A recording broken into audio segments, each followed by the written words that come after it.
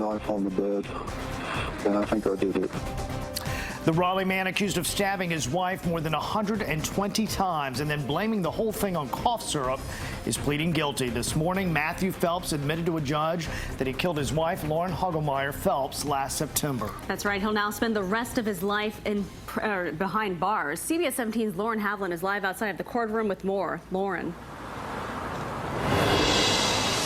Well, guys, there has been hardly a dry eye in that courtroom this morning. The family has been going through this for more than a year. The crime happened back in September of 2017. So as you already said, Matthew Phelps made a plea early this morning. He admitted to not only killing his wife, Lauren, back in September of 2017, but he has made that plea to spend the rest of his life in prison on a first-degree murder charge. So now we want to take you into the courtroom because, as I said, this started early this morning. It has continued on. Now we're listening to the stories of Lauren's close family and friends. So before those victim statements were made and after Phelps made a plea, prosecutors admitted into evidence the knife they say Phelps stabbed Lauren more than 120 times with on September 1st of last year. Now, prosecutors say the two had, quote, a tumultuous relationship,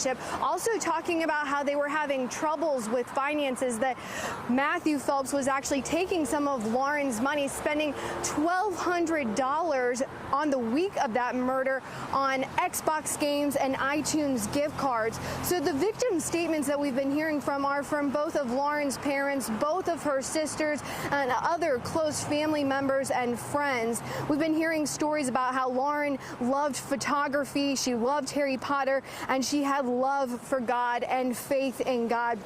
Now, again, there has hardly been a dry eye in that courtroom. While all of that is happening, Matthew Phelps, sitting with his attorneys, seemed to really not say anything and really not making any emotions. So we're going to go back inside the courtroom. And again, this is all happening.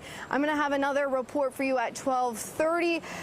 And then we'll have another more in-depth piece at 5 o'clock on CBS17.com. But you can join us in the courtroom. We are live streaming this on our website, CBS17.com. For now, we're live in Raleigh. Lauren Haviland, CBS 17 News.